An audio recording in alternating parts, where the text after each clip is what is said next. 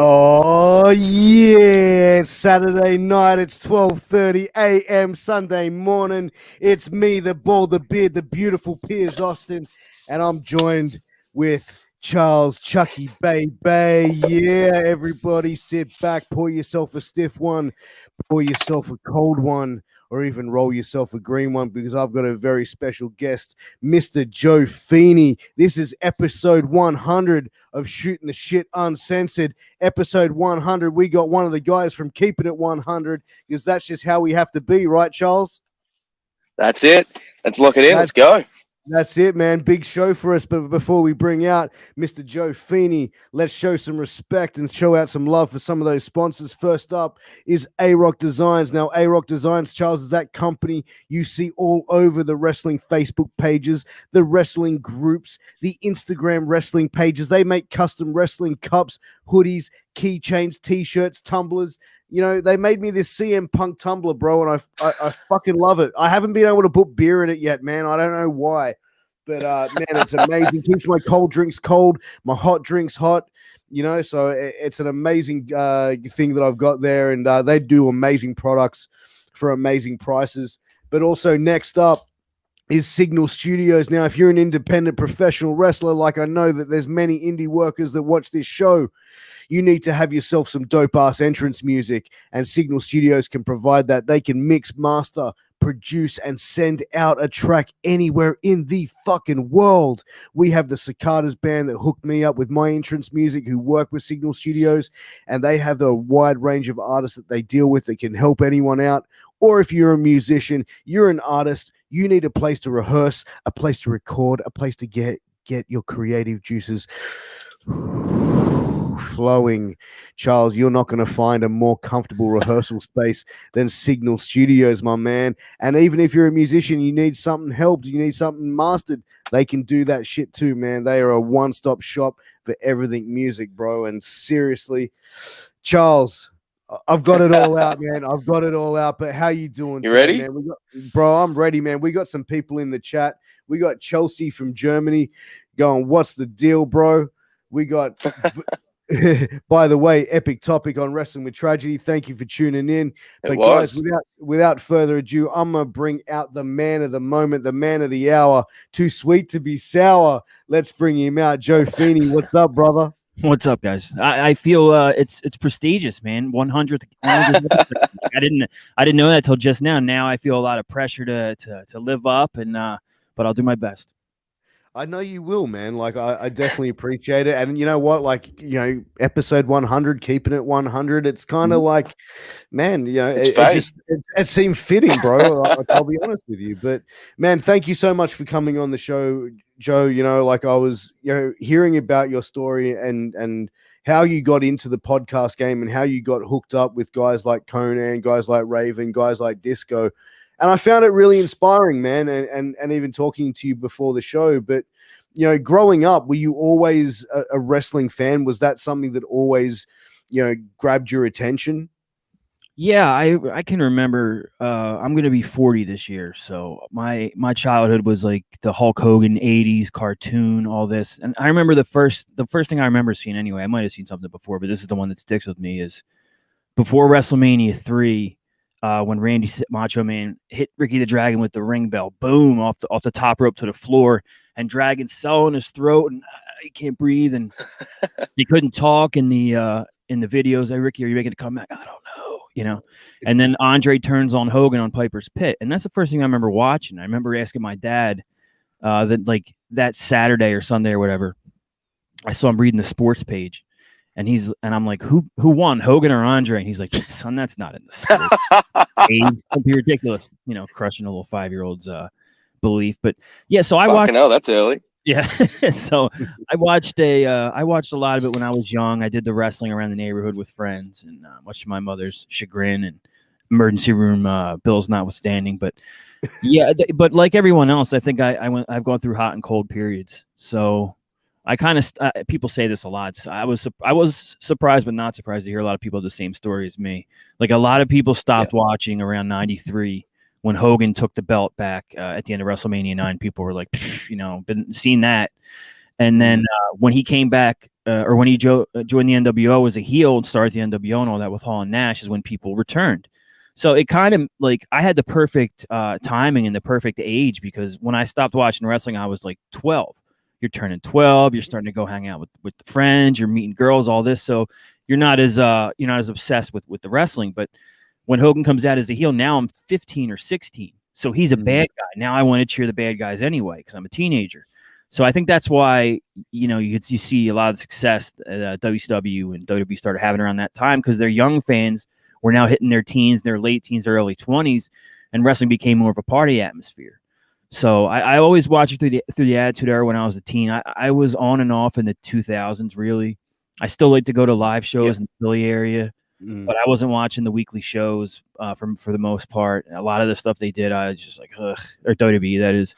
Yeah. And I came back again around the time of the Summer of Punk, because I knew of Punk, and I was, I just knew he was a talent. I'd watched him on the ECW on Sci-Fi a little bit before I stopped. And so when he did that promo, I started watching. I got hooked again hard for like 3 or 4 years. I was watching every Monday, had to sit down and watch it. And again, they pushed me away with some dumb shit. So long story short, I've always watched. I take my breaks, but even when I do, like if I'm not watching Raw for 3 years, I will put on like a McFoley DVD or a Nitro or this and that. I always have my finger on it somehow. So right now, actually, I'm kind of getting a little bit more into it just because WrestleMania is coming, and I'm happy with that. And frankly, I have to watch some of the programming to keep Konnan off my back. So, so right now I'm kind of happy with some of the stuff. Some of the stuff I'm like, Jesus, this isn't for me. But I've always been a fan, and I mean, you have to be to get into it to the point where you do a podcast, right? So, 100%, and I think that's the to still be able to look at it as a fan. Like I know myself, like when I sit down and watch Raw, sometimes I'm just like, I mean, like you look at it from a different set of eyes, almost like from a fan's perspective, because like obviously when you're around people that are in the business, they smarten you up to a lot of things, and you can sort of look at something and go, that's bad, and you can sort of dissect a little bit more. That's where I'm at now. Like I find it hard to sit there and watch wrestling and not dissect it. Like to sit there and actually enjoy it can sometimes be challenging at times. You know what I mean? Yeah, that's hard.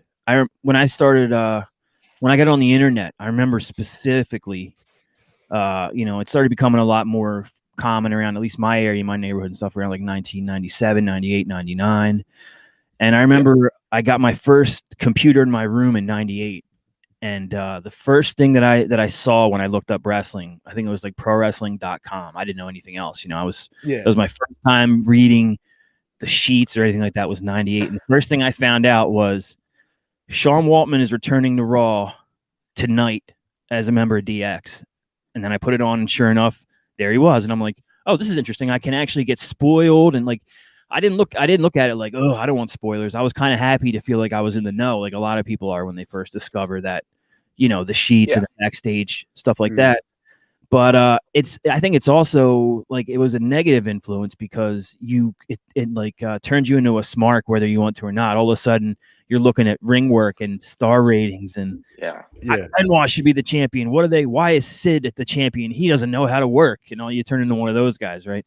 But you think the business inside out at that stage, Yeah, and I that part of it's really negative. It's gotten really negative today with a lot of the wrestling fans. I mean, the bubble is shrinking, and the people trapped inside are it can be brutal. There's still some old-fashioned fans that but then there's a lot of these snobby ones now that they think they can tell the wrestlers what's what and all that, and it's mind-blowing to me because I mean, we were talking before I came on. You talked about like my story and how I wound up in things. Well, before I ever thought about doing a podcast or even contacting the Monster Factory or whatever, when I was a wrestling fan, I was a wrestling fan. Like I stayed on my side of the barrier. Yeah. I didn't bother. I didn't wait by the cars. I didn't go to the hotel to see the rest. You know what I mean? The show was over and I went home. So I never thought about crossing that bridge or bothering the guys or anything like that. So it's always been different for me. Like I've always had that respect where I knew to keep it from a distance. And, there's certain people that don't know how to do that. They think that they're best friends, or they think that they can wait by their cars, or they think that they can go to the hotel to bother. You know what I mean? Like I always had that respect to keep it at a distance, until later on when It definitely gets worse. So now with Twitter and Facebook as well, with that, it's almost like the wrestlers, they invite them in and they allow them to get too close. And then when they bite, they go, fuck, like, what have I done here? It's such a fine line to play with. Exactly. And yeah, if you do one thing to displease, like you have this, I don't want to come on and just crap on AEW, because for a while there, that was my favorite show to watch, because I have to watch certain shows, and I would look forward to it because I'm a Chris Jericho fan. Who isn't? I'm a Moxley fan. Course, yeah. You know what I mean? Like they had some. I have no problem with the Young Bucks or Omega. I thought was spectacular for a while, but they do certain things on that show and put certain matches ahead of others and make certain mistakes that I've kind of been turned off recently. But their problem is when they want to make it like, hey, you're a fan, you're family, come on, and it's one big family barbecue. Yeah. Over. Guess what? When you have a barbecue and a sleepover, there's certain people that you don't want to leave in the house alone. There's certain people you don't want to stay in your house. The barbecue's over, get out, And I think what they're going to find is, as they push people that the fan base doesn't necessarily agree with, or if they do things like Darby Allin lose the TNT belt to someone that the crowd doesn't like, they can turn and they can bite, like you said, and they can be really spiteful, from what I've seen. Yeah. They're in a dangerous spot because they have cultivated this base, but what happens when they're not that happy? Do you have to bow to their demands, or are you worried they're going to stop buying tickets? And that's the thing, the closer they allow these small niche fans, the further they're pushing people like you, me, and Piers away. That's the trade-off. Like I go to some shows here in Australia, man, and I see some fans that are just like I get it, to be able to buy into it, where you escape reality. But sometimes I see some fans at shows, I'm just like, bro, come on, man. You know what I mean? This is a work, right? Some of the shit, even to have conversations with him, I really hope he wins tonight. And I'm just like, it's not fucking you know what I mean? You just look at it and just go fuck. But, even to a point where I think some fans don't know that barrier. And, you mentioned old school, and fans waiting by the cars, waiting at hotels. And it's the same thing. I'm an old school wrestling fan, bro. I will never call a wrestler by their shoot name, just out of respect, because I don't know them like that. When I'm interviewing a wrestler, I'm reaching out to them. I'm calling them by their work name, because that's what unless they say, hey man, call me whatever, then you've got to earn that respect with that, in that sense, to me. And I think a lot of fans, obviously now with everyone having social media at their fingertips and having the world at their fingertips, really, it comes down to it's too easy for people. And it's they can call them that. And old school in wrestling, man, you don't call a wrestler by his shoot name unless you know him. I said I called Disco Glenn once.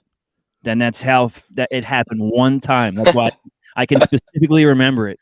We were ending a Patreon thing and we were set up the next day, and I don't remember why I said it. It's not like he got mad or anything. It just felt weird to me. Glenn, can we do one tomorrow? And I just it wasn't a problem. I just thought to myself, why did I do that? I think I've been calling him Disco for 5 years or longer, of course, since I was watching him and since he did Creative Control back in the day. But just a weird thing. Drop Glenn. So he didn't try and stiff you at all? No. Maybe he's holding it back. Maybe next time I see him, he'll give me a little elbow in the kidney or something like that, liver kick. Oh, fucking Glenn, you mate. Yeah. Just real quick, I wanted to say, when we were talking about AEW, it made me think of it. There's not only people like us that they can push away that want to be supporters and want to be fans. And all I wanted when I heard AEW Dynamite on TNT with Cody Rhodes and Jericho and Moxley and, hey, it's Jake Roberts and Arn. And I was like, wow, it's Nitro. Nitro's going to be back, That's what I thought. They're going to AEW Monday Nitro. Yeah. They're going to have cruiserweight matches, and it's going to be, there's going to be hardcore over here, and then they're going to bring in guys that were from the indies that I didn't expect, and they've done a little bit of all that, but there's still that 2021 woke aspect to it. There's the 2021 everybody gets a trophy, everybody gets a turn, everybody's a winner. Well, in wrestling, you need losers. You need someone to be a loser. Yeah. And that's been a big complaint, some of the guys giving these other guys too much offense and not squashing them, or not no selling their stuff. But like I said, sometimes I can get a little long-winded and wrap around. What I wanted to say, no, go for it. Casual fans that I know that are friends of mine, and you know how you're at work and maybe you're a bigger wrestling fan than the other guys there, but they'll still come up to you and be like, hey, did you see The Rock's coming back or whatever? And then you talk to them, you realize that they're a bigger fan than you knew and whatever. So I had people texting me when AEW was starting, like, are you watching this? I'm like, yeah, I'm going to watch it. I've seen some of these guys for years and I think it's going to be good. And I started getting texts from different people, totally unrelated. This guy I knew from work, this guy I grew up with, whatever. And it was like, this looks fake as shit. What is this? Cirque du Soleil? Too much acrobatics. Oh my God, I'm never watching this again. So there's a certain aspect that they're turning off too, a certain aspect of fans and whatever that they're of the group that they're turning off, that don't want to see all the flip, all the flop, all the no selling, some of that stuff. I don't know what kind of fan that makes me, but if Kenny Omega hits you with a Snapdragon and you pop right up, like I want to puke. Yeah. Like you're not telling the story right. And that's like one of the times when I turned against WWE and stopped watching for a while. I know some people were big Jinder Mahal fans, but for me, you got to tell the story right.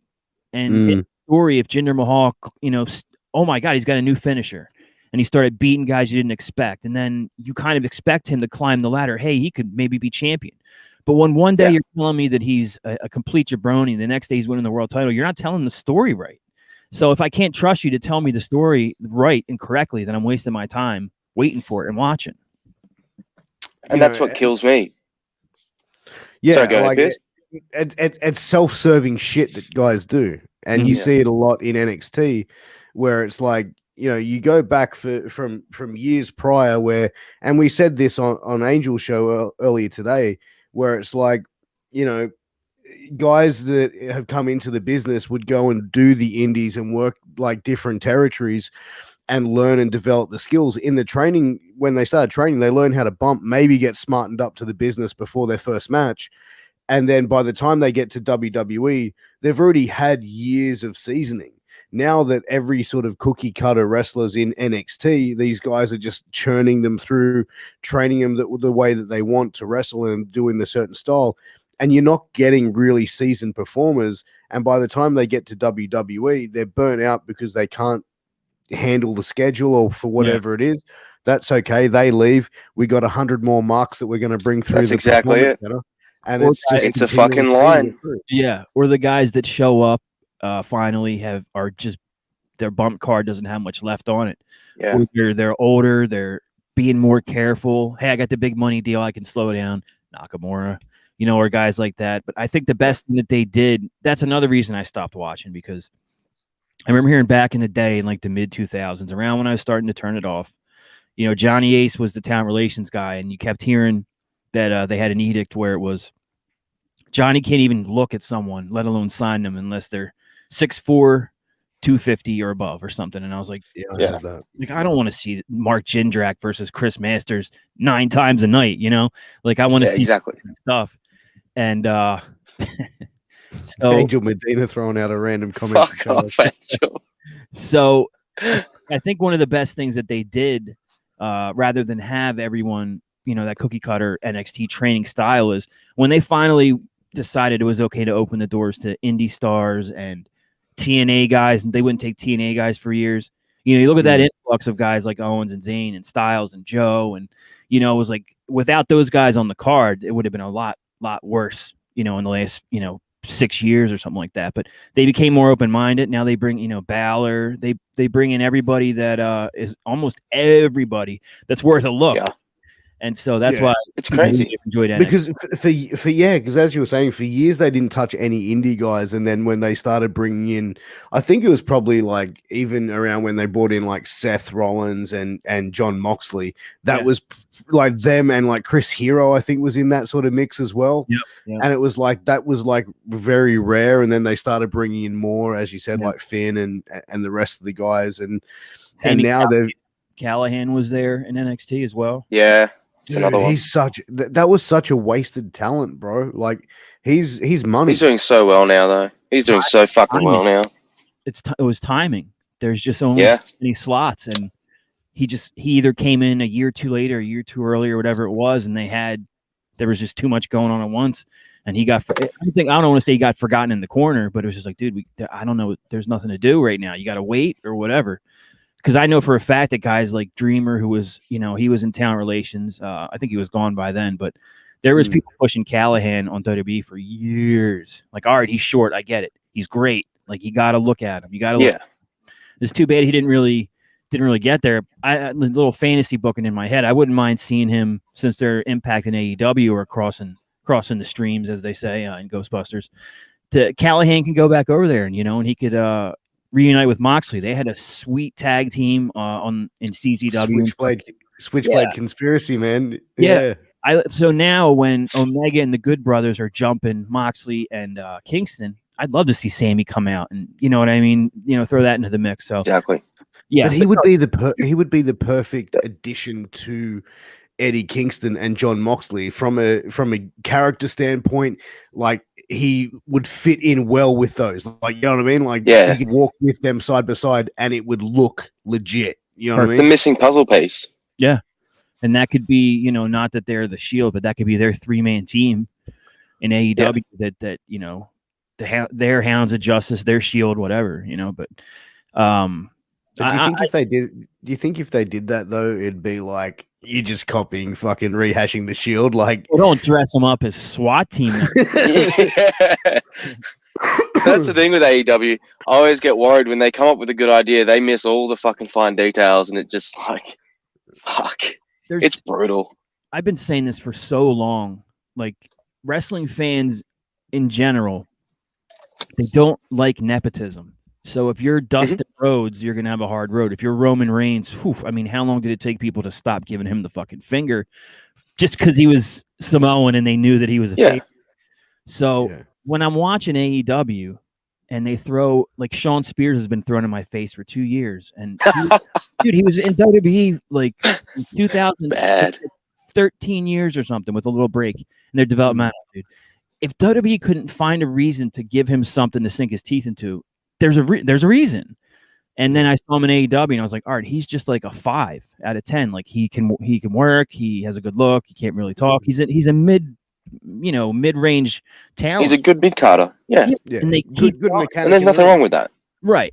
And I had no problem with him and Cody being one of the opening feuds. Maybe they could have done a little better service to him with that. But, now it's we're going to bring him back and put him in our Horseman group. But don't worry. He dyed his hair blonde. It's totally different.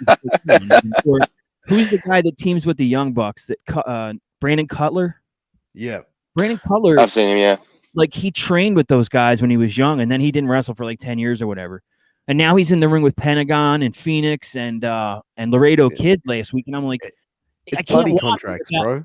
Yes, I can't watch it without going, this guy's just here because he's your friend. And that, maybe I'm looking into it too much, but to me, wrestling fans have always sniffed that out and hated it. Like Eric Watts, they've always hated that shit. AEW, it's really obvious. Like, when a guy, the good old boys, and I think that's the thing. You look at, they're bringing in these names and all these guys on buddy contracts, like, Joey Janela's, the Darby Allins, all these guys that that are even like Peter Avalon, I think is truly amazing. I think he's great, but like all these guys on these buddy contracts, when it's going to come down to when they've got like all these ex WWE talent, which they originally said we're not going to sign every ex WWE WCW talent, and all AEW have done is just repeat fucking history. And it's exactly what people didn't want to see. We didn't think it was going to happen like that. And one of the things that the Callahan discussion made me think of was, there's only so many times that they can check that crazy match box too. Like, it's barbed wire. You got to see it's going to be a giant cage. Pinfalls on the top only. Whatever they're going to come up with. But that explosion dud was like, that was fucking sad. It was no nail in the coffin. And anyone that says, they're going, AEW is never going to go anywhere unless they lose TV. And even if they do, Tony Khan loves it so much. Has the money to fund it forever. Like, unless he gets and he loses interest, it will never go anywhere. But I think it's going to take people a long time that shelled out $60 to watch that horseshit main event to want to pay for a pay-per-view again. Yeah. I think that's I agree with that. You know, I kind of put Tony Khan in the same category as I put like a Dixie Carter. You know what I mean? Just a money mark that just likes to be around the business. And now that he's starting to put himself, in front of the camera, it's just like he's just trying to be Vince McMahon light, really. Like he's brutal. Yeah, there's a big difference between him and Dixie, though, and that's why Tony Khan is he was a super fan. So it's funny to me when you hear about certain events and people are like, I was there. Oh, I was there. Like there was an ECW reunion that I was there. I've talked to Conrad Thompson about it, and then you find out Tony Khan was there. It's like all these big fans. Conrad's the big podcaster. Tony's running AEW. I'm nobody. That's not the point, but it makes you realize what kind of fan that person was. Oh, he was really so into it. He went to this show. Khan was a fan forever, and he was the kind of fan that fantasy booked in his head and kept his little notebooks and probably legitimately played with the action figures and had his little league and probably played the wrestling booker games that came around, your TEW and stuff. I know I say all this, and I know all this because I did it. Like I always wanted to do something creative in wrestling. Like I wanted to be a booker, whatever. And so I know Tony's mind kind of, and I know what he's done and what shows he's seen and what influences him and what kind of show he wants to do and I got to have a little bit of this, a little bit of that. So I have more sympathy for some of his bad decisions because I know they're coming from a place where he really thinks it's going to be good. So he's almost like a smorgasbord of wrestling. He wants, I want a little bit of this. I want a little bit of this. Gets excited. Yeah. And I have to have surprises because ECW always had surprises. And remember Nitro, when Rick Rude came, he wants that kind of thing where there's always surprises too. So he's different than Dixie, where I don't know what Dixie knew about wrestling when she came in. But Tony does come he came from like a good place, let's say, as a super fan that really had a good, he had the inclination to make this company and it came from a good place where I want to help wrestling. I want to do something good for the fans. Maybe I can even some of these guys that maybe need a check, I could bring them on and, stuff like that. And I don't want guys like Jake Roberts and Arn to be forgotten. Let's use them a little bit. I think all his decisions come from a good place, but sometimes it doesn't. I agree. Yeah. And I definitely hope eventually at some point it starts to sink in with him that, okay, maybe I do need a bit of help here. Like eventually I do hope it gets to the point where someone like an Arn Anderson or someone can get into his ear and finally go, look, you've done it your way. It's not working. Let's try this. Yeah. And I hope it gets to that point because I don't want it to go away because the more checks that go around, the better. Yeah, and you can hear the frustration of guys like Jim Ross on commentary too. When they're holy shit, Back in the day, Vince and Pat and Bruce, they were like the booking guys for WWE. Vince McMahon, Pat Patterson, Bruce Pritchard. JJ Dillon was in there a little bit for some time, and then Bill Watts was there, but that was their basic crew. But they would rotate other guys in to come in with fresh ideas. Macho Man was helping them for a little bit, right? In Memphis back in the day, Jerry Lawler would book for 6 months, and then Jerry Jarrett would book for 6 months, and they would go back and forth to try to avoid the burnout. So that's something I would like to see Tony consider. Is like, I agree with that. I'm going to book this amount of time, and then I'm going to give the pen and the notebook and the power. Let me see Jake Roberts. You're going to book for 3 months. Let's see what's going on here. Start now and book a 3-month storyline, and it'll wrap up at this pay-per-view, and then someone else will start over, and the whole new arc will begin. Hey, guess what? I want a team of Arn and Tully to book, or I want Jericho. Get in here, these talents. Konnan, let me bring Konnan in for 3 months. Whatever it is, to change it up a little bit, and then he could be the Vince, on top and go, I don't know, no, I don't see that for this talent. I'd rather but give up some of the pressure and control and all that. It's been 2 years already, so. I think too much talent there. I think bringing in fail. Yeah, I think bringing in different bookers though, like to bring in someone like a Jake the Snake Roberts, he's a phenomenal talent, but I think in this day and age, is Jake the Snake Roberts knows what's going to be cool for a 20-something-year-old, like that.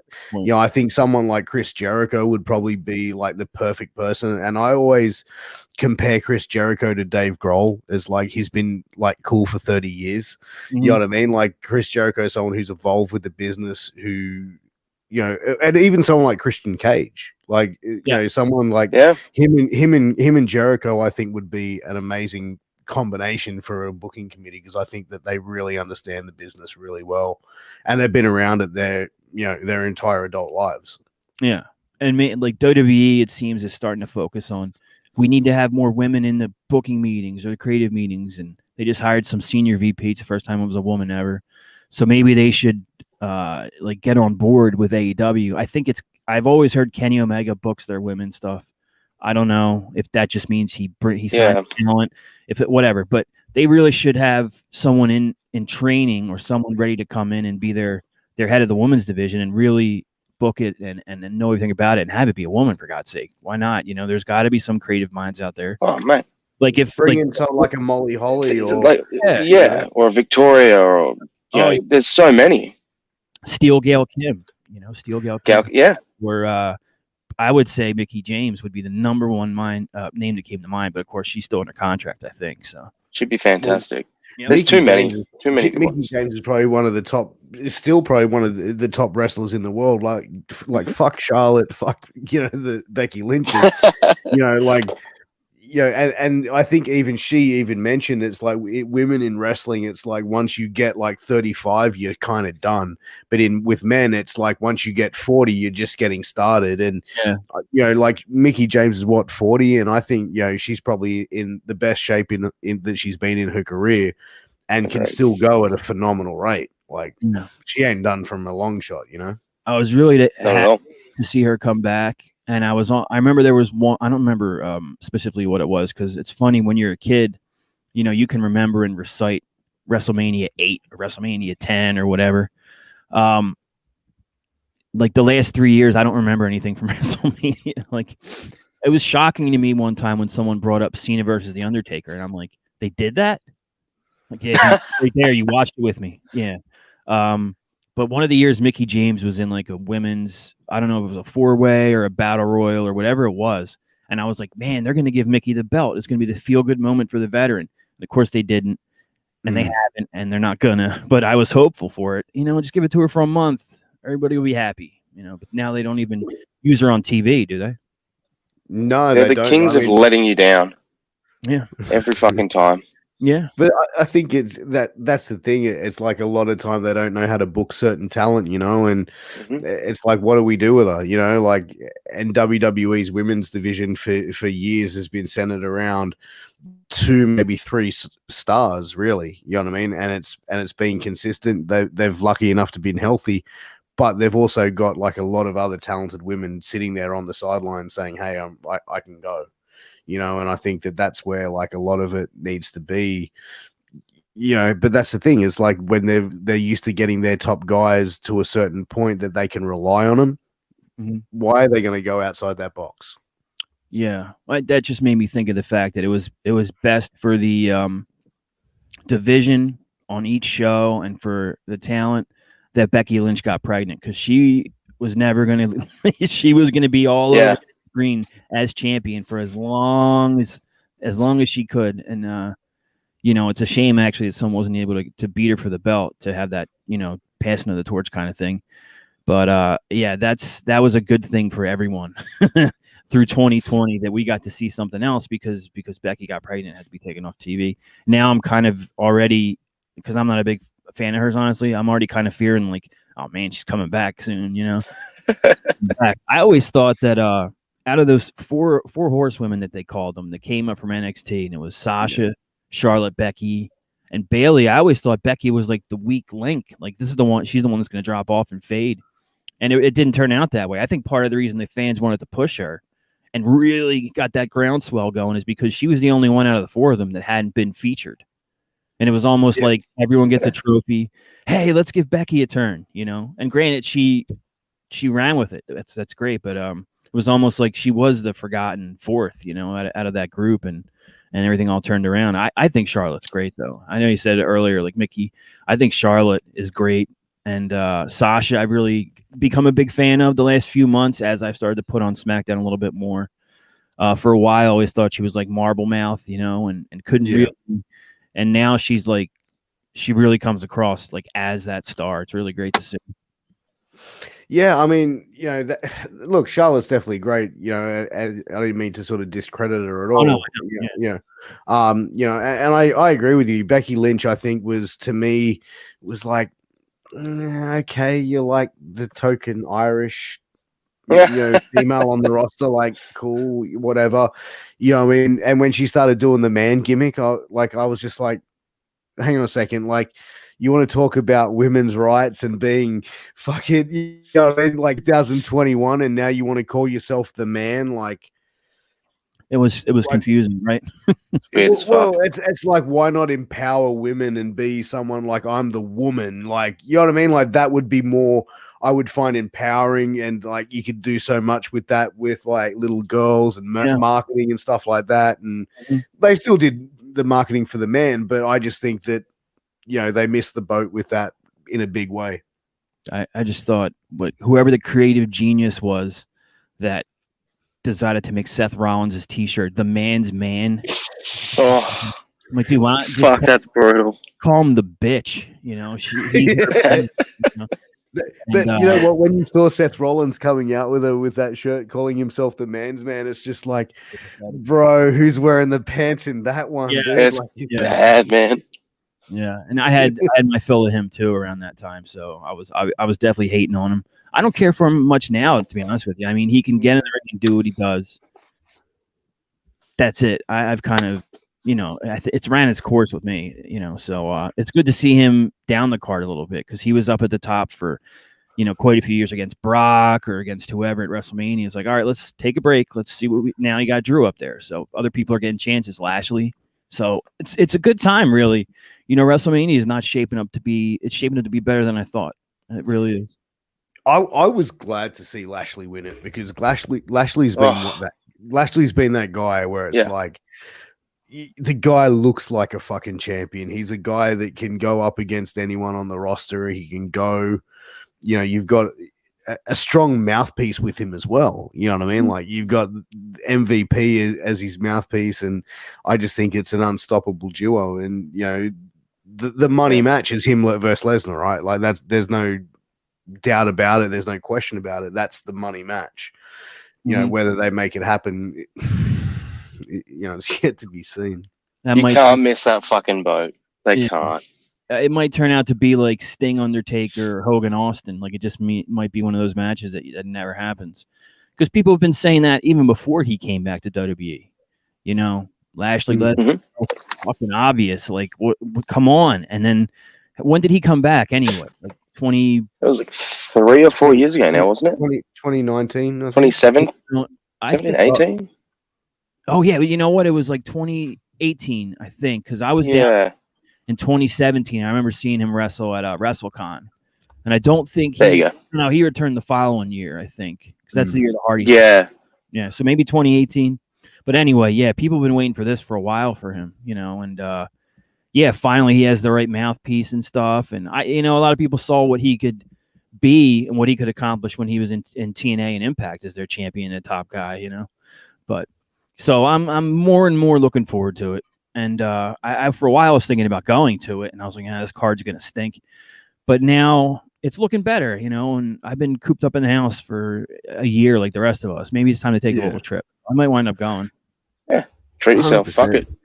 Yeah. Dude, go hard, man. But I wanted to ask you, like, because I was looking in at how you sort of got connected into the podcast game, with Konnan and started doing King 100 with those guys, and coming on as a producer and pretty much going and learning yourself how to edit audio and really learning that skill set, which, I fucked around with that for a while and just gone, that's fucking so hard. Like, I'm still trying to learn how to do it, and to be able to go and really try and learn that skill set and develop that, is a huge task to do. But how did you get in contact with Konnan, and how did that relationship build that he entrusted you to bring you on in the producer role? Like we discussed before we started, I had kind of dove into podcasting because the job I was in, the place was moving, and they just closed down their warehouse operations. So I was without a job. I had returned to school that year. Like, my interests have always been in something creative, And you know, I always wanted to be a writer. Do I want to write a novel? Well, you know, maybe I started getting really into shows like Sopranos, Mad Men, whatever. Maybe I'd like to write a series. Yeah. Maybe I like to do. So that's always been where my thought process is at. So when I went back to school for creative writing and then screenwriting, that's where my focus was. But then I lost the job and I had even more free time. Well, what can I do? And I woke up one Saturday and I went to the Monster Factory in Jersey. They had a Joel Gertner seminar. And I always think, like, I almost didn't go because I went out the night before. You know, I woke up, I was like, oh, I'm fucking hungover. My wife was like, just go. You never know. Just go. And so Yeah. I always picture myself walking towards the cart and going, fuck this, and just going back in to lay down, you know. So I started making my connections originally in Jersey through the Monster Factory and Danny Cage and Joel Gertner, and a lot of the guys that were there then are now on TV. You know, QT Marshall, Punisher Martinez is Damian Priest now. Matt Riddle was there. Mm-hmm. Nick Camarado's coming up in I almost said TNA in AEW. And so I got lucky with my guests. What happened was I started podcasting because originally I started writing articles or reviews, or I would like interview guys. I had some interviews with Homicide and Ruckus and Luke Hawks and guys like that. And someone was like, listen, you should just try to get into podcasting, start a podcast, because that's where it's at now. You know, that's people are, you know, it's a big deal. It's really starting to come up. I wasn't a fan of it. I wasn't a fan of my voice. I just didn't think I would be good at it. And but I just, something told me to start it. People kind of convinced me to just try it, whatever. So I started. It took me a long time to get reasonably adequate, believe me. But like, I got lucky to start. Like, originally I'd had Danny Cage and Gertner as my first guests. And then episode 2 was Steve Carino. And then somewhere in the first 10, I had JJ Dillon. And then I had Ed Ferrara. And then it was like, I kept getting lucky. And then after, I think, like episode 25, between 25 and 40, I had Bruce Pritchard, Vince Russo, and Disco. And Jesus. Yeah, I mean, my guest list was getting great. I eventually had Al Snow and DDP and you know, Shane Helms. I forget because I had such a good. I had Matt. Yeah. Riddle. But what happened with Konnan was, and the reason I mentioned my other guests is because I think Disco and Russo, maybe both of them, Konnan asked, like, who the fuck is this guy? And they probably put in a good word, even if they wouldn't admit it. I don't think Disco would ever admit it. Maybe Vince. But Konnan started Keepin It 100 in the summer of 2016. And I started listening to it because I was a fan of his from what he did on WWERAW with MSL and Court Bauer. And I didn't like it at first. And it was mostly because of the co-host, I think. But it was different. MSL and Court weren't there. It was Konnan and Disco and Kevin Gill. And I didn't like it. I tuned it out. And then eventually I started listening to it again. And I would listen to it when I cleaned up the house or went for, you know, a walk or whatever. I would just, let me listen to the podcast. And it started to grow on me. And I had bothered Konnan for years to come on Creative Control. And I was like, dude, I don't fucking know you. I'm not coming on your show. You know? But he knew that I did the show. He knew that I interviewed, and he knew that I produced it and edited it and uploaded it. And I was just learning to get sponsors and all that stuff. So he messaged me on Facebook, and he's like, listen, man, I need to make a change over here. He wasn't getting along with Kevin Gill. And he didn't think Kevin Gill was doing his share of the work. He would claim he was editing the show, and he would send it to like a couple other guys who just wanted to help the show, you know. And the main thing was the personality clash, but it was also like laziness. Yeah. So he's like, listen, I'd like to have you come on, and you know, you would record with us and help with the scheduling, and then edit the show, and you know, blah blah blah. Do you know how the show goes? I said, yes, I do. I listen. I know the flow. I know, you know, all this stuff. So I started, and initially I wasn't on the show. I wasn't on the air, and to be honest, at that point, I was perfectly fine with that. Like I never really thought about it. I never, you know. And now I'm on these different shows. It sounds strange, but I would have been perfectly fine with just producing and looking for ads and whatever. So. And then they would bring me in little by little after that. But a few months later, KG and Konnan had this big blow up over Yeah, I think I played it on Rehash recently. Yeah. He crushed KG's Triple Mania commentary, and that was on top of other disagreements they'd had for weeks, and you could tell it wasn't like harmless busting balls. Banter, yeah. It was like they were being mean spirited to each other, kind of thing. Like they really weren't getting trying to rip each other down, you know. Yeah, and you're not going to really win a war of words or any kind of mental chess with Konnan. He's a few moves ahead. He's really very, very, very intelligent and very savvy when it comes to how to bury someone, you know? So he had no chance. So yeah, to step back just a little bit. So yeah, he messaged me about, would you be able to do the show? I said, yeah, I understand the format. And I know perfectly how to edit it. Dude, my editing at that point was like, I just recorded like a phone call and would release it. It was terrible, horrible. Yeah, I understand that. Yeah. But when opportunity's knocking on your door, I was just like, of course I can edit it. So I actually learned a lot as I was going with Konnan, because skills that I hadn't needed for my low budget show, you know, and I kept getting better and better. But yeah, so of course I accepted the thing, and everybody, you know, we all got along, I thought, until it really became clear how he thought about KG. I know Kevin Kleinrock said, he's like, because I had interviewed Kleiner a couple of times too, so I'm assuming he also put in a good word for me. He said, the minute I heard Konnan, like Konnan asked me about you or asked who you were, and the minute I heard you were coming aboard, I thought KG was done that day. He's like, I was surprised. I'm surprised he was on after that. So it was more a matter of me getting comfortable and accustomed to the show and all that, I guess. And then they had that final blow up, and Konnan was like, fuck it. You cool with coming on as the third guy? And I said, yeah. Mm-hmm. So it was the moral of the story is like luck, timing, and perseverance. You know, I was lucky that I had this free time from losing the job. The timing, I just happened to have really good timing when it came to getting guests or whatever. And then with Konnan, I persevered and badgered him until he couldn't forget who I was, you know. So then I was the one that he called when he needed someone to help with the show. That's amazing, man. And you know, to be able to be brought on to do a show with someone as well, it's like you have to have that certain chemistry with someone as well to be able to go on there and interact, and you know, not to sort of talk over each other. You know what I mean? Like you have to be almost like in sync with each other. And it sort of takes a while to get that. Did it take you a while once you sort of got on air to sort of fit into that and be the third guy? Or did it just sort of naturally happen for you guys where you just came in, it was like a natural fit? I think it, there were stages. Like at first I wasn't sure when to interject, or I was like terrified of saying something stupid because they'd bury me. It was not the attitude to have on that show. So, yeah. And like at first, like if Konnan would bury me on the show or on Twitter, like I started taking a little personal. I got it, but I didn't get it yet, you know. And I was all up in my feelings about it at that point, you know. It didn't last long, and there was never any question of like, fucking hate this, I'm gonna quit. But some of the things bother me, you know. And I think it didn't take long. Like a year later, you would hear and see like, this is the show now, and it didn't feel like I was a substitution or someone being shoved into the spot, you know. Yeah. And when Disco and Konnan are on, they don't even really particularly need a third guy. Disco doesn't need anyone.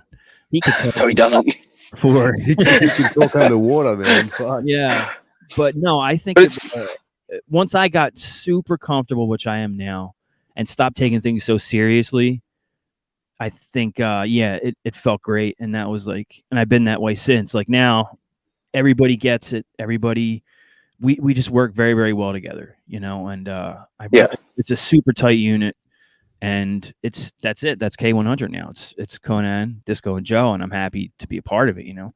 So it took me a little bit. It took me a little adjustment to be the fucking third wheel, you know. Sometimes, you know, crash dummy, you know, that would take the beating. But once I got used to it, I love the show. I love doing it. And how did you like? Because you also do the Raven effect with Raven as well, and you know, how did that sort of come about? Was that in correlation, like with, you know, Raven starting his podcast? Was it like, you know, reaching out to Konnan, hey, who do you recommend for this role, or you know, or how did that come about for you? No, it was totally unrelated actually. And what it was, like I knew Raven a little bit because I would try to get him on the show, of course. And then I had this short story published about wrestling maybe 5 years ago. And that's another way I tried to get noticed was I would send copies of the book to guys who I wanted, advice from or them to, just to notice and maybe consider me for whatever, which, you know, Konnan got a book, Disco got a book, Russo got a book, and there was more. Some of my guests, I can't remember everybody. But I sent a book to Raven, and he emailed me back, and he was like, I thought you were a wrestler. He's like, I was scratching my brain, like, who's this under the pseudonym, like, who is? And then he's like, because the character in the story, he was a former Marine who became a wrestler. He's like, I was thinking, who was it? Road Dogg? Did Road Dogg write this? He's like, it was good to the point where I was fooled for a minute. And I forgot that you were you. And I was trying to figure out what wrestler was writing this. So that was a huge compliment from someone. That's great. Yeah. Someone I consider really smart, really funny, not afraid to probably tell you when something sucks too. So from there, I helped him with little things because he did the Raven Effect prior to being on MLW Radio. He was on the Jericho Network with the rest of those guys. Yeah. On Westwood One and Podcast One before that. And he had a co-host who was, he called Busby, who was, he was. I remember hearing Busby, Busby. He actually was like in WCW, Chad Damiani. Now he's like a improv comedian. I guess he teaches clown classes, clown college. That's a real thing, right? But the show that he did with Raven, that was like, they would always try to top each other and say something more obscure or funny. And it was like, that was their dynamic. So I don't think I'm anywhere near as quick-witted as Busby was. I really don't. But it's very to real quick, I finally got him on the show, Raven, and like I said, I had some dealings with him where I helped him get guests, and if we were both at a convention in Philly, like we'd say what's up or whatever, and I was trying to get him ads at one point and all this, so that's how we were already familiar with each other. I'd book him for Konnan's show, and I finally got him to do Creative Control. He was one of those guys that was like one of my last wrestling guests that I thought was doable, that I could get, and that I really wanted. Like, it was a top of the mountain thing. There was guys like I really like Bischoff, Raven, and Konnan were like top guys I wanted to talk to. Russo, Pritchard, and I wound up getting them all, which is where I kind of lost my interest in wrestling podcasting. But so Raven did the show, and I went out of my way to not ask him the same old questions, right? Yeah. And that just made an impression on him, I guess. And he stayed on the phone with me afterwards. He's like, man, that was really good. That was different. I appreciate you not asking me the same things and all that. And I didn't think anything more was going to come of it. I was just happy to get him on the show. And then like a week later, he called me and he's like, listen, do you want to do the Raven Effect? And I'm like, huh? What? He's like, I thought we had a good rapport. I thought you had interesting things to say, and the questions were good, and we just interacted well. And he's like, Busby left, and I'm doing the show with Rich Bikini now, and I'm not sure if the two of us together is the way to go. So I wanted to bring you in for a couple of weeks as the third guy and see what the dynamic was like. And that was it. I've been on ever since. I've been on for almost 2 years. Wow. I will say this. Yeah. Like, I was a listener with when Busby was on, and when he left, I was kind of disappointed. And then, this isn't to blow smoke up your ass, but when Rich came on, I was kind of like, fuck, like I don't think I could listen to this. Because it just, like you said, like the dynamic was a little bit off. The second you came in, it was like the perfect trio. Like it just, something clicked, and and now I don't miss an episode. So I mean, it's almost like this another piece of the pie that sort of gets slotted in that was missing to make it. And for someone like Raven to come to you like that as well, like, to me, honestly, I think Raven's probably one of the most smartest people in the wrestling business, and probably one of the most underrated people in the wrestling business for the mind that he has. And very, very intelligent guy, well spoken, and to have him sort of bring you into that, it's, man, those opportunities are few and far between, man. Yeah. And it was some perseverance, some luck, some timing. And thank you, by the way, Charles. That's how I feel too. Like once we got that 3-man team, it wasn't smooth sailing immediately, but there was still some funny shit going on. Yeah. Like now, it's really, really good and gelling and on. I know some people don't, they want to hear more of a wrestling show. they don't know what Raven's talking about half the time or whatever. But if you get the sense of humor and if you get the idea, and if, you know what I mean, you're gonna love the show. But some people just they don't understand his sense of humor. So the three of us together now, it really did work out, and another show that I'm lucky to be on. Yeah, man, that's 100%. fucking great. Yeah. But ladies and gentlemen, it is that time of the show where we're going to play Guess That Aussie Slang. Mr. Feeney, Joe, you've been briefed about this. Have you ever been to Australia, Joe? Unfortunately, no. But I would definitely love to. Man, when you come to Australia, definitely we'll make sure to take you out and show you how to drink some beers. But very nice. This is how it's going to work with this Aussie slang game. I'm going to say an Aussie slang word. I'm going to put it in a sentence.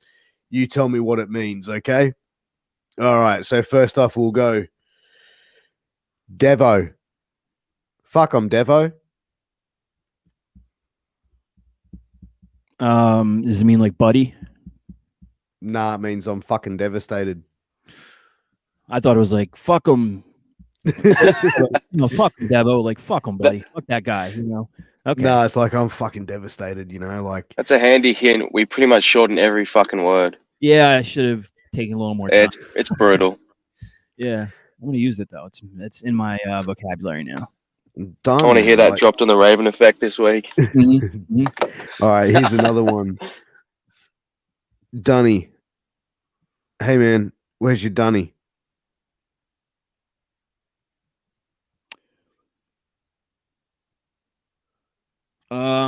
Shit. Like money or wallet or something. I'm way off, aren't I? Yeah, no, Dunny's a toilet. Damn it. Okay. Hey mate, did you see what that person put on Facey? Facey. Yeah, Facebook. Yeah, you got that 100. All right, cool. All right. Hey mate, you fancy a frothy?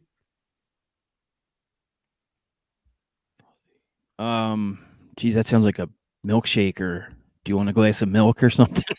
Ooh, nah, frothy close. beer. What is it? Tea? No, beer. Oh, beer. Okay. All right. Yeah. All right, so here's another one. Fuck, Dad's outside and he's in his budgie smuggler again. Budgie smuggler. Budgie smuggler. He's in his underwear? It's a Speedo. So they call it a budgie smuggler because when you hop out of the water, it looks like you're smuggling. Yeah. Anyway, we all know what I mean. Okay, so next one is Macca's. Hey, Joe, before you pop over to my joint, can you pick up some Macca's? Macca's. I would say cigarettes or maybe rolling papers. No, Macca's is McDonald's. Oh, damn. See, Matt. All right, so we got a few more. All right. Ah, the fucking Mozzies are out. Mozzies.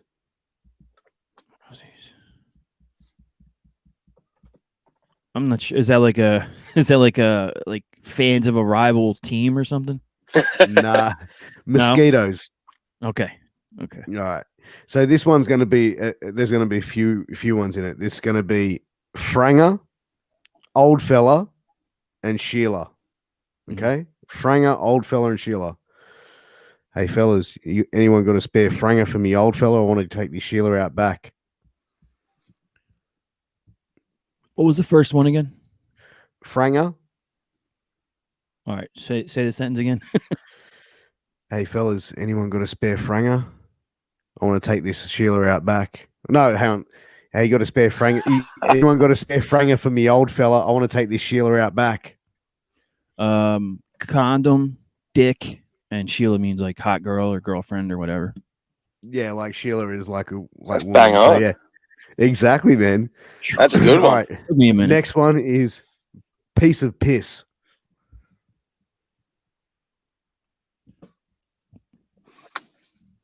Were you gonna do that's okay. Piece of piss. Yeah. Oh yeah, that's a piece of piss, mate. Just a piece of shit. Sucks. Whatever. Yeah. Nah, it means easy. Yeah, a piece of piss. I can do that. No yeah, like a piece of cake. Got it. Yeah. There you go. Damn it. Okay, so the next one is in a similar line. So it's piss. Hey, do you want to come over to my house and drink some piss? Piers.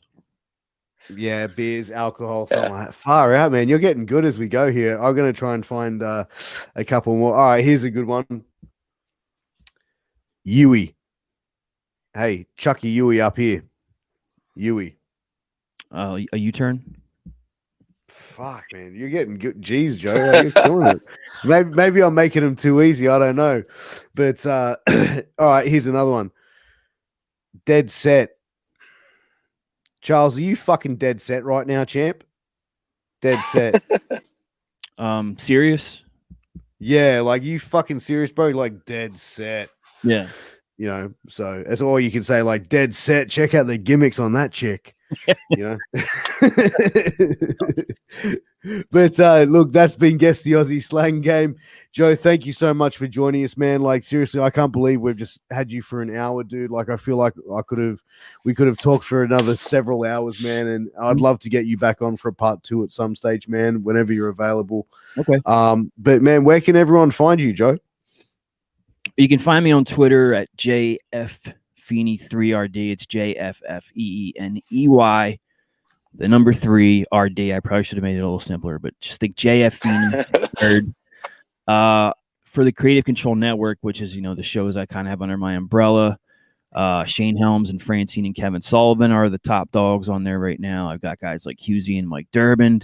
I just brought on a baseball show with Chad from the Two Man Power Trip. There's a show about the Old West, Outlaws and Gunslingers.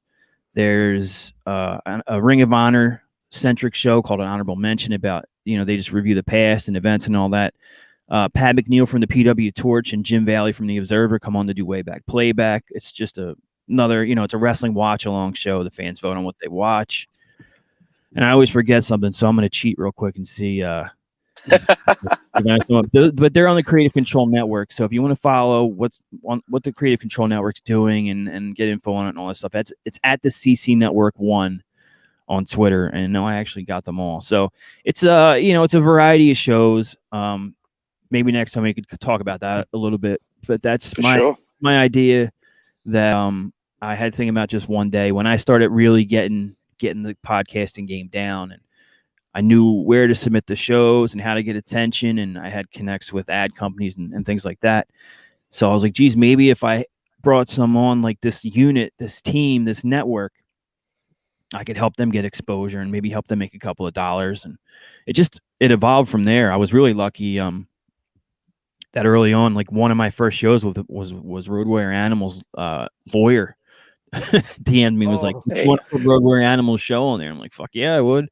So that was big help with instant credibility. So rest in peace, Animal, of course. That was a big help. So if you want to follow all those shows, there's, like I said, sports, baseball, wrestling. When Shane Helms is able to do his show, he's back with WWE, so he doesn't have as much time. He does a whole comic book segment each episode. Husey does comedy. Durbin does whatever he wants, you know, and so that's about it, man. That at the CC Network 1 on Twitter to follow that. And if you're a Keeping It 100 with Konnan listener, or you heard us talk about it today and you're interested, you can find the show on Facebook, Twitter, and Instagram at K100 Konnan. I'm just starting to get the Instagram going. It's not anything great or whatever, but we're getting there, and we're trying to build a community there as well. So K100 Konnan on Facebook, Twitter, and Instagram. And if you feel like grabbing a t-shirt, why not? I'm at a prowrestlingtees.com/CC with Joe Feeney. There's some different kind of shirts on there. There's some silly ones. There's the Mark World Order t-shirt, beer and wrestling. And then I actually had my teenage backyard wrestler gimmick. I got my own t-shirt. That's awesome. Just because I was going to ask you about that. Yeah. Yeah, I thought that was, and friends of mine are like, that fucking over the top, dude. What are you doing? You tell me that's not funny? It's fucking gold. Yeah. Dude, that's fucking awesome. I definitely want to get you back on, man. I feel like we left a lot of stuff to sort of cover for a part 2, man. So we'll definitely get you back on in the next few weeks, man. It'd be an absolute honor to have you back. But thank you so much, Joe, for coming on. Thank you for everyone for tuning in. Guys, do me a favor if you're watching this on Twitch, Facebook, YouTube, wherever you're watching, make sure you click that subscribe button, click that like button, click that share button. Special shout out to Heel Turn Wrestling for allowing us to stream on their Facebook page, 80,000 strong and keeps growing. Big shout out to those boys for allowing us to stream this show there as well. So, guys, without further ado, we'll catch you next time. And keep your eyes out for some more shows from MWA Podcast Network. And also go check out Creative Control Network as well, guys. Until next time, I'm Piers. This is Charles. That's Joe. And we'll see you soon. Peace.